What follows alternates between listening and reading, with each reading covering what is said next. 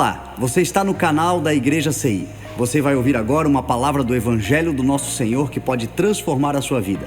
Antes de liberar o vídeo, eu quero pedir para que você se inscreva no nosso canal e compartilhe, para que mais vidas sejam abençoadas. Agora sim, o vídeo será liberado. Que Deus te abençoe. Amém. A paz do Senhor, querida igreja. Amém?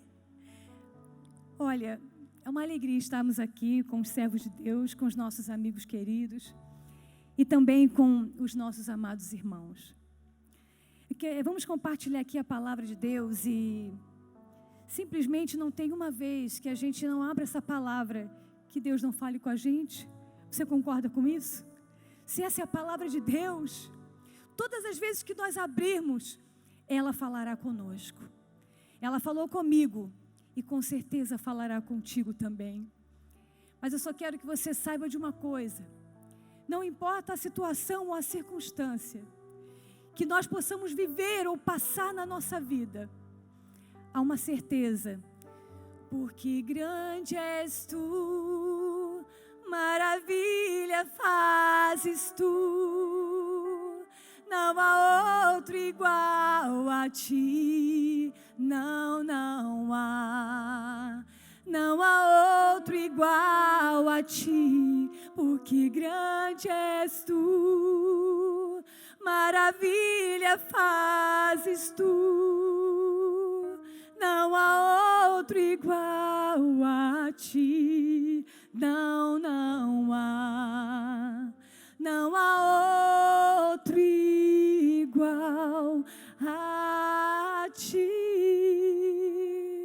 Não há outra rocha que eu conheça. Não há. Então, quando você estiver passando as suas dificuldades, quando você dobrar os seus joelhos, antes de você falar dos seus problemas, adore o seu Deus. Diga lá no seu quarto: Senhor, Tu és Deus que faz maravilhas. Porque Tu és grande. O Senhor é maior do que tudo. E nada pode, Senhor, te derrotar. Isso era o segredo da oração de Atos 4. Quando eles começaram a orar e antes de tremer aquele lugar, eles começaram a adorar e falar das grandezas de Deus. Esse muitas vezes é o segredo para fortalecer a nossa vida e sabermos o Deus que nós servimos. Eu te convido a abrir a palavra de Deus em Neemias.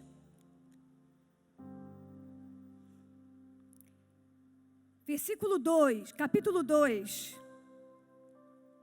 do 7 em diante,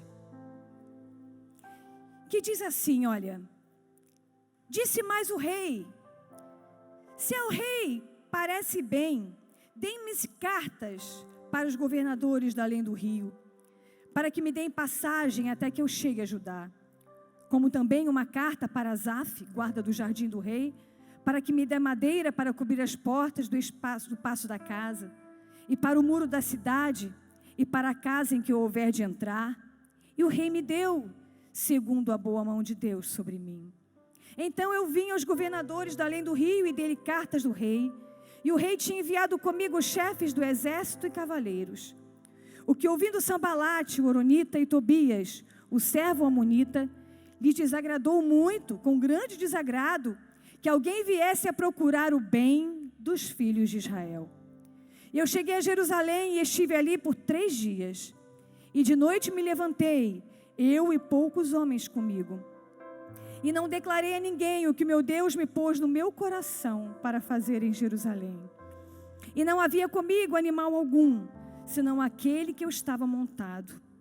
E de noite eu saí pela porta do vale, para a banda da fonte do dragão, e para a porta do monturo. Eu contemplei os muros de Jerusalém, que estavam fendidos, e as suas portas, que tinham sido consumidas pelo fogo. E passei à porta da fonte, e ao viveiro do rei, e não havia lugar por onde pudesse passar a cavalgadura que estava debaixo de mim. Então de noite eu subi pelo ribeiro, e contemplei o muro, e eu voltei.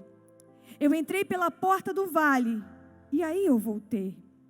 E não souberam os magistrados aonde eu fui, nem o que eu fazia, Porque até então, nem os judeus, nem aos nobres, nem aos magistrados, nem aos mais que faziam obra, eu tinha declarado coisa alguma. Então ele disse: bem vedes vós a miséria que estamos, que Jerusalém está assolada, que as suas portas têm sido queimadas a fogo. Vinde, pois, e reedifiquemos o muro de Jerusalém, e não estejamos mais em vergonha. Amém? Você pode dar um amém? Essa história fala sobre Israel. O povo de Israel, eles haviam estado em cativeiro por 70 anos. E eles foram cativos da Babilônia. O rei da Babilônia, ele era um rei mau, era um rei cruel. E quando eles dominavam um povo, ele destruía as suas fronteiras, ele destruía as suas... tacava fogo nas portas. Ele separava os povos, pegava um povo deste lugar que ele conquistou e ele levava para outro e misturava os povos para que não houvesse rebelião contra ele. Era esta tática de guerra que ele tinha. E foi isso que Israel passou. Eles passaram por esse cativeiro e sofreram ali dentro. Diz que eles penduravam já as harpas deles nos salgueiros e nem mais cantavam naquele lugar. Eles achavam talvez que aquela história que eles estavam vivendo, que nunca mais eles sairiam daquela situação. Você já passou por isso? Você já se viu em uma situação que você não esperava passar? E aí de repente você diz assim: acabou, não há mais o que fazer, eu não vejo saída. Mas nunca um servo do Senhor, como diz aquele que acredita na cruz, jamais pode dizer de casos sem esperança. Jamais. E é incrível que o Senhor tem tudo em suas mãos. E há cerca de 200 anos antes, através do profeta Isaías, o Senhor já tem usado o seu profeta, dizendo assim: olha, eu vou levantar um homem que não tinha nem nascido ainda, Ciro, e ele vai libertar o meu povo. Ele vai ser o meu instrumento, ele é o meu ungido, e eu vou arrancar o meu povo com mão forte daquele lugar. E ele dizia: eu vou diante de ti, Ciro, e eu despedaçarei as portas de bronze e os ferrolhos de ferro. E foi isso que aconteceu de fato.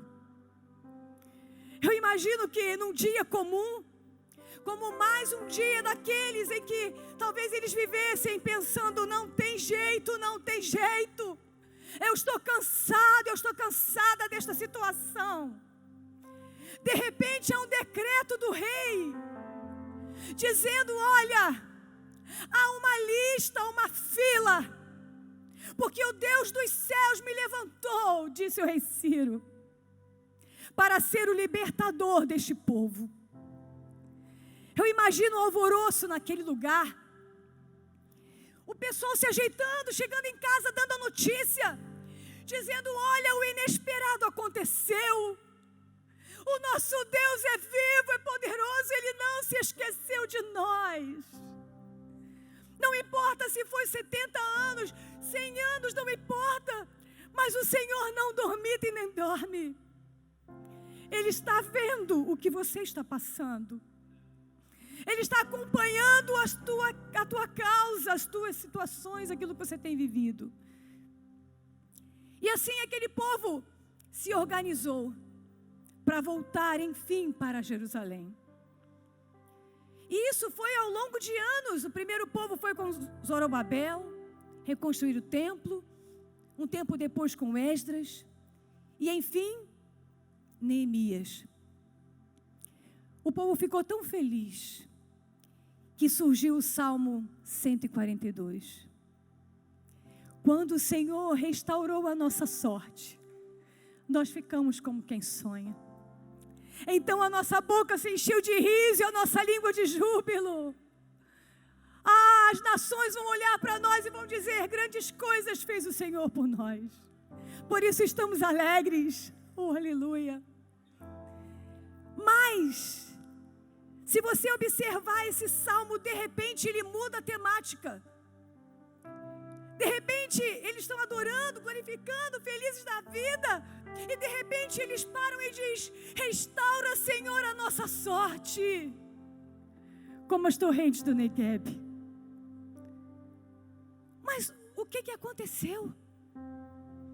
Eles estavam adorando, enfim, a vitória chegou. Agora é só correr para o abraço, está tudo bem. E eles clamam ao Senhor: restaura, Senhor, a nossa sorte. É porque quando eles voltaram do cativeiro, quando eles voltaram para Sião, o que eles encontraram foi a sua terra devastada, destruída.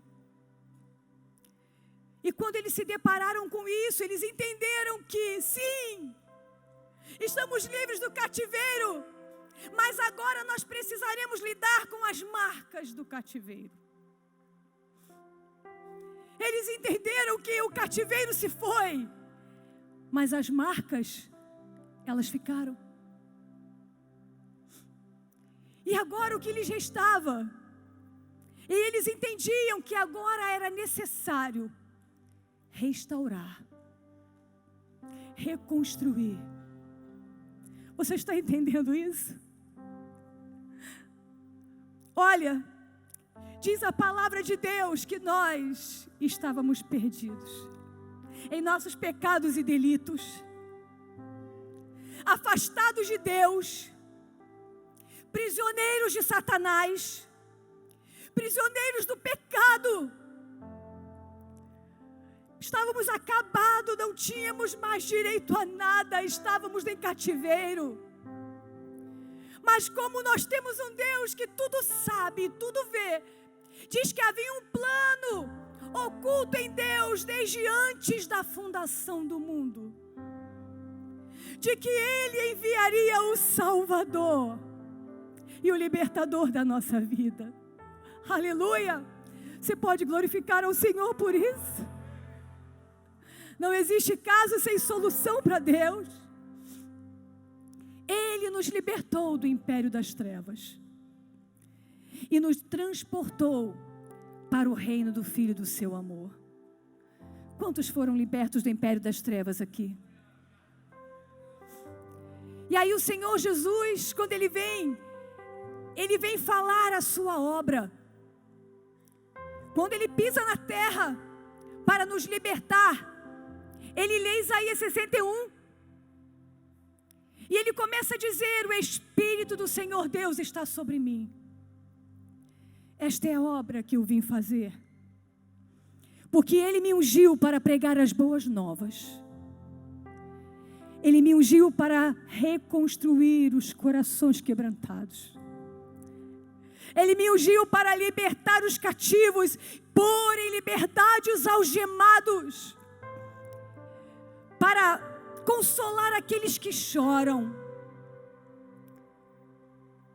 Quando Jesus disse isso, Ele quis dizer para nós o seguinte: olha, eu vim para libertar, eu vim para salvar, mas eu quero dizer para vocês que o cativeiro deixará marcas. O cativeiro deixará marcas. Aqueles que um dia me encontrarem virão com seus corações feridos, virão cansados, virão machucados. Mas eu quero dizer que tudo que vocês precisam encontrarão em mim. A cura que vocês precisam encontrarão em mim. A alegria que vocês precisam, eu terei para lhes dar. Eu sou o Senhor que te sara. Esta foi a palavra do Senhor para nós. Porque a grande verdade é que, quando nós um dia entregamos a nossa vida a Cristo, mas eu nasci na igreja. Não importa. Eu nasci na igreja. Mas teve um momento na minha vida que eu precisei encontrar ao Senhor. Filha de pastor. Passei um período na minha vida que eu passei tanto espanto noturno, vocês não têm noção. Eu pensava que eu ia ficar louca. Ainda era uma igreja um pouco tradicional. As coisas que eu via, que eu sentia, via demônios e tantas coisas, e eu achava que eu ia enlouquecer. Eu cheguei até a pensar em suicídio de tão louca que eu fiquei. Então, mesmo sendo filha de pastor, um dia eu precisei ser liberta pelo Senhor. Eu precisei entregar a minha vida a Cristo. Mas quando então nós temos esse real encontro com Deus, todos nós começamos a descobrir que ainda há muitas áreas da nossa vida que precisam ser reconstruídas. Não tem ninguém super-homem ou super-mulher aqui. Nós fomos libertos da escravidão de Satanás. Mas marcas aconteceram na nossa vida. Feridas aconteceram na nossa vida. Fomos feridos, quem sabe traídos. E isso tudo vem como marcas de um cativeiro, de uma vida que ainda não tinha experimentado a cura verdadeira de Jesus. E o Senhor, ainda que Ele tenha nos resgatado do cativeiro, muitas vezes ainda muitos vivem entre os escombros. Não tem noção, porque esta palavra Deus não falou para um mundo que não conhecia Ele. Esta palavra falada por Neemias, olha a miséria que nós estamos, deixemos de ser vergonha. Ele não falou para alguém que não conhecia o Senhor, Ele falou para os filhos de Deus. É porque é possível estarmos fora do cativeiro e ainda vivermos sobre escombros. Eu quero dizer que não é isso que Deus tem para nós. Não é.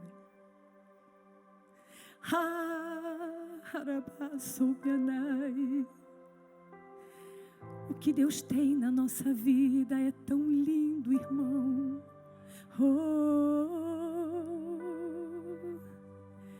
Nos libertou do império das trevas, mas quer reconstruir a nossa vida. A reconstrução de Deus, que precisa voltar ao seu andamento na nossa vida.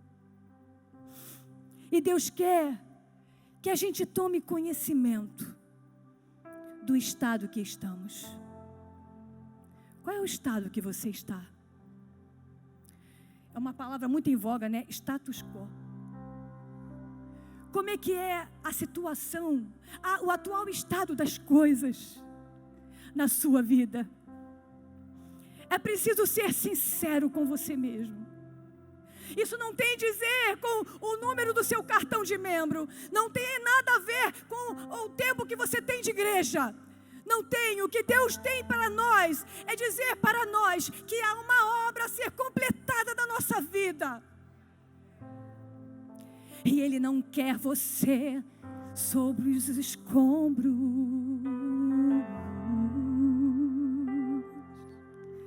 Então deixa Deus te reconstruir.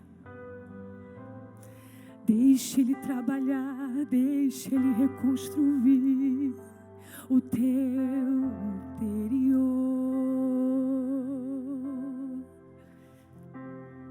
E foi o que aconteceu.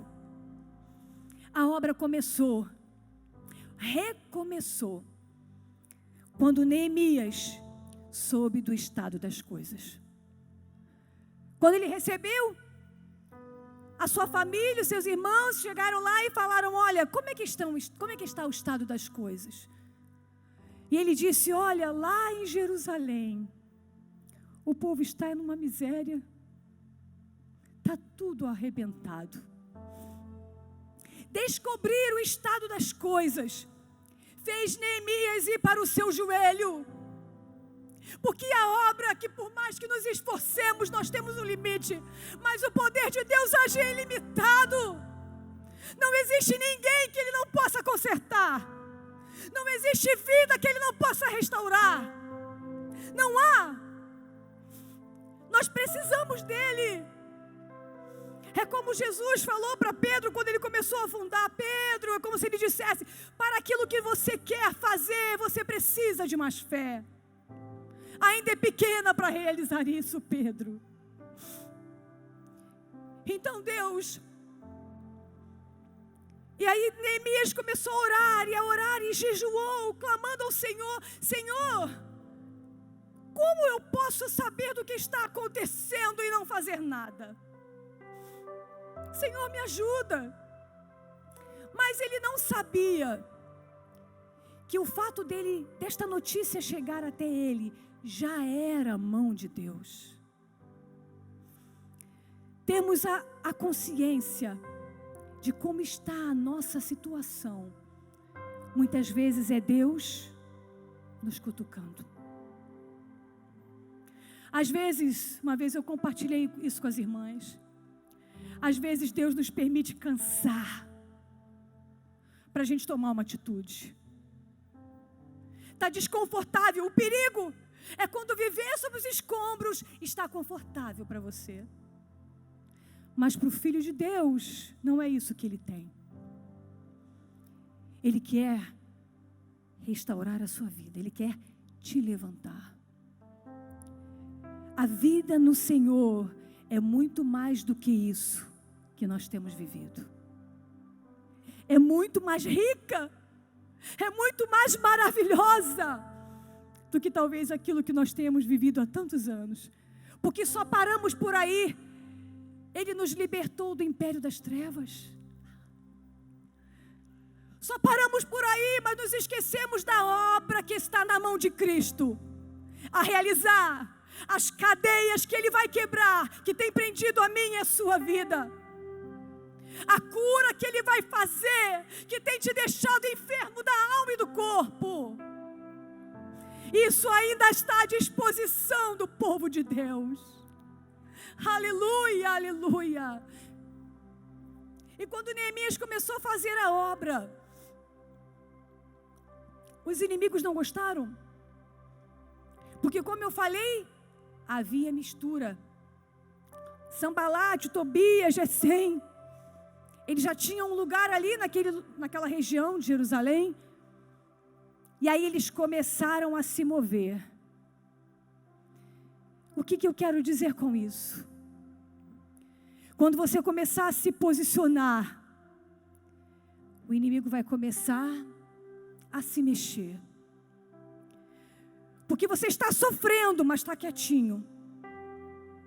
Mas no momento que você começa a se mover e a dizer: não, Senhor, eu quero viver aquilo que Tu tens para a minha vida, eu quero que a minha vida mude.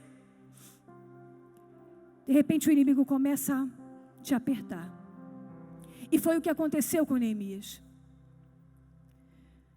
E a primeira coisa que ele enfrentou, que muitas vezes nós enfrentamos, é o desânimo.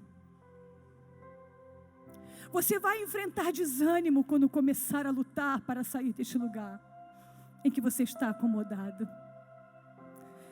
Sanbalate começou a mexer com eles, dizendo assim: olha, que querem? Que fazem esses fracos judeus? Por acaso vivificarão do pó dessas pedras queimadas? Sabe o que ele estava querendo fazer com eles? Ele estava querendo dizer para eles, desmotivá-lo, dizendo assim: quem você pensa que é para tentar se erguer agora? Quem você acha que é? Você que fez isso e aquilo? Você que não é nada, você que não consegue concluir nada na sua vida? Você que foi um derrotado, uma derrotada no passado? Muitas vezes nós vamos ouvir essas vozes dentro da gente, dizendo: é verdade, eu nunca consigo nada na vida. É verdade, a minha vida nunca muda, eu nunca tenho força para nada. Eu sou desta forma, eu sou daquela forma. Não escuta essa voz que falar ao teu ouvido e ao teu coração. porque o Senhor te dá forças para trazer uma história nova na sua vida. Não importa o que falaram de você, não importa o que fizeram de você, você tem direito a uma nova história. Tem direito, todo aquele que se une a Cristo tem direito a um novo começo. Aleluia! Aleluia! Obrigado, Jesus. É tão maravilhoso saber que talvez eu tenha vivido a minha vida toda me escondendo, ou com medo, ou triste, ou derrotado, mas é tão maravilhoso saber que isso não é uma sentença na minha vida. Deus está dizendo para nós, isso não é uma sentença. Eu estou com vocês para reconstruí-los. Deus quer mexer nos seus fundamentos. Deus quer ir lá no mais profundo do seu coração. Deus quer reeditar a sua vida. Deus quer mudar as suas concepções antigas e velhas que têm feito que a sua vida não caminhe. Deus quer fazer você parar de andar em círculos e quer botar você num caminho de vitória. Aleluia! É isso que Deus tem para nós. Deixa Deus sacudir as suas estruturas. Deus quer tirar você do meio dos escombros. Ele quer te dar um novo começo. Ele quer te reconstruir.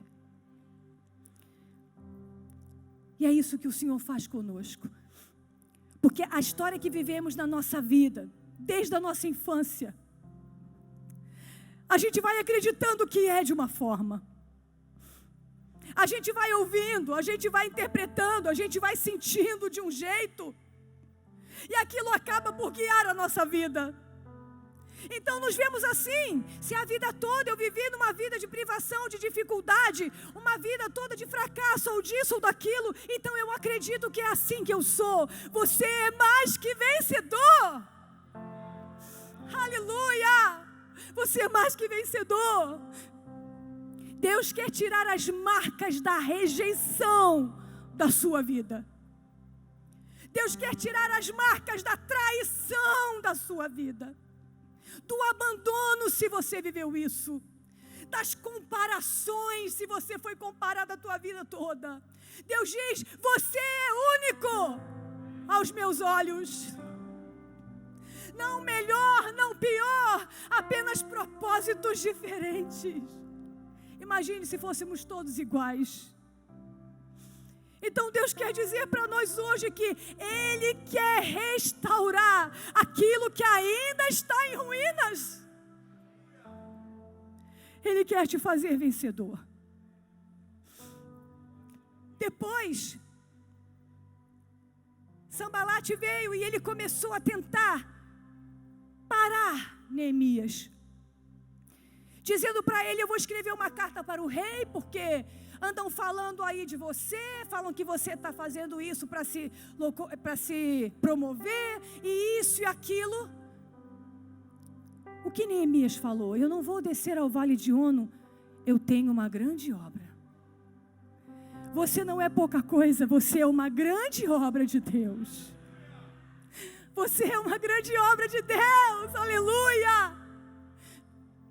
Só que muitas vezes, as feridas que outras pessoas nos fizeram parar. Você já foi ferido? Você já foi machucado? E aquilo parece que tirou as tuas forças? Ono era um lugar onde, para Israel chegar até lá, para tomar aquele lugar, ele lidou com muitos muros e era um lugar fortificado. E é isso que tem para nós, se nós descermos ao vale de Ono, para nos permitir que os relacionamentos que fizeram mal na nossa vida nos enclausurem naquele lugar. Tem gente que tem uma obra e deixou a obra de Deus porque foi decepcionado, porque foi machucado, porque foi injustiçado. Deus quer te tirar deste lugar de fortaleza que te prendeu ali. Volta para a obra. Volta para aquilo que Deus tem para a tua vida. Porque Deus quer, o Senhor quer te curar de feridas que você sofreu por causa de pessoas. Deus quer trabalhar nos seus relacionamentos. Porque muitas vezes nós estamos vivendo ou convivendo, mas está em ruínas dentro da nossa casa. Relacionamento entre pais e filhos, marido e esposas, entre irmãos, está tudo destruído. Mas Deus diz: eu quero reconstruir na tua vida relacionamentos. Eu quero mexer na sua vida, no seu coração. Porque muitas vezes Deus tem grandes projetos para a gente. Mas enquanto estivermos doentes emocionalmente, nos nossos relacionamentos, a coisa trava. Eu achei a coisa mais interessante,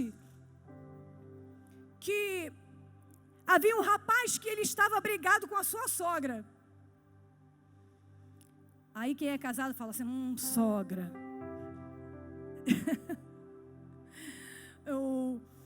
Tem um pastor lá, pastor Paulo, que ele encarna muito em sogra. Só que é o seguinte: ele é simplesmente o pai do marido da minha filha. Aí eu falo: ô pai, complicou, né? Porque eu sou a sogra do teu filho. Mas houve uma rusga. Eles moravam juntos. E aí brigaram. Então ficou aquilo sem falar, aquele sentimento esquisito, não fala, não faz as pazes, e aí de repente, eles estavam vendo, ele e a esposa estavam vendo um apartamento para eles comprarem e se mudarem, recomeçarem suas vidas. E aí o que aconteceu é que nada acontecia. Não conseguia falar com o dono, o documento ficava preso, nada acontecia. E num dia de ceia, de repente ele chega ali, ele sai do lugar dele com o cálice dele, ele vai caminhando até a sua sogra. Ali, ele troca o cálice com ela e fala: minha sogra, me perdoa. E ela olhou para ele e falou: eu te perdoo, você me perdoa? E ele falou: eu perdoo, e eles se abraçaram. Amados, na segunda ou terça-feira, o documento saiu e eles compraram um apartamento. O que eu quero dizer é que Deus quer restaurar os seus relacionamentos. Não só para que as coisas fluam financeiramente, mas para que fluam a paz que excede todo entendimento no seu coração. Deus vai restaurar o teu amor para o teu marido para a tua esposa, entre familiares. É o que Deus quer fazer e é o que Deus vai fazer, se você permitir. E por último, ele, para matar Neemias, ele chegou para ele e subornou um profeta, para que ele pudesse dar uma profecia errada, para que Neemias entrasse no templo, mas ele não poderia. Se ele fizesse isso, ele estaria no erro. E ele não foi. O que eu quero dizer, para nós estarmos orando, é que Deus também quer restaurar a nossa vida espiritual. Muitas vezes, as coisas parecem que não andam na nossa vida. Ou você já sentiu essa situação em que você pede perdão, peca de novo, pede perdão, peca de novo, pede perdão e peca de novo? Isso quer dizer que você está preso espiritualmente em algum lugar. E Deus quer te libertar disso. Porque enquanto estivermos no pecado, a nossa vida continua presa com Satanás. A história do prego, o cara vendeu a casa baratinha e falou para ele assim: a única coisa que eu quero aqui é o prego dentro da casa. O cara achou um bom negócio, uma casa barata, muito grande, muito boa, só deixava um prego na mão do cara. Tá bom, aceito. Só que todos os dias ele colocava tudo que era ruim naquele prego: bicho morto, coisa suja. E o cara já estava agoniado.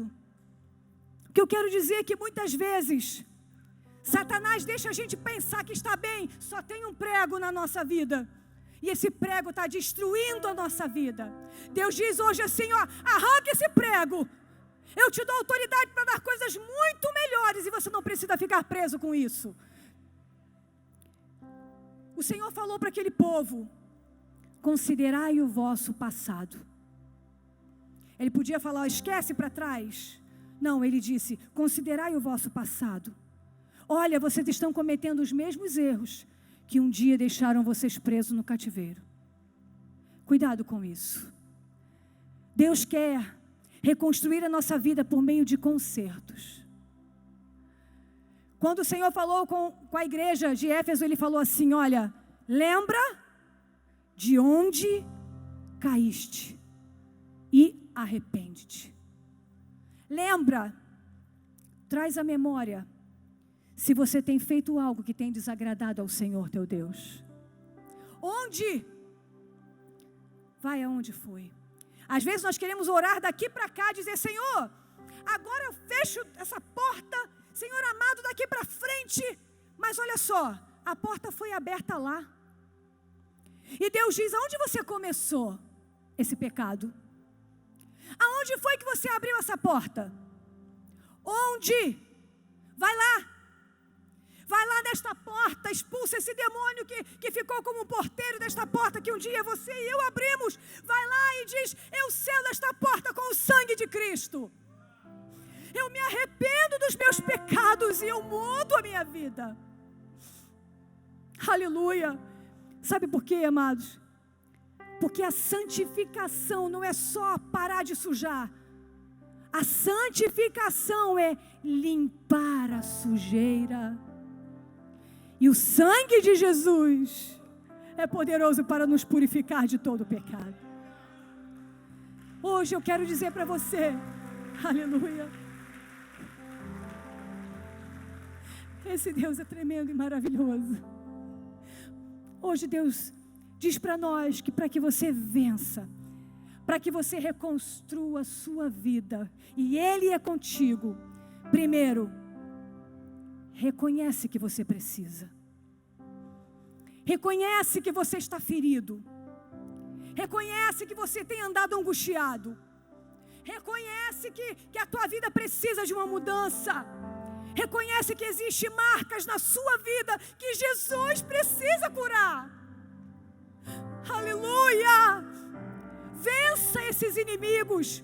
É necessário você vencer esses inimigos na sua vida, para que Deus comece a fazer uma grande obra. Eu te convido a ficar de pé agora.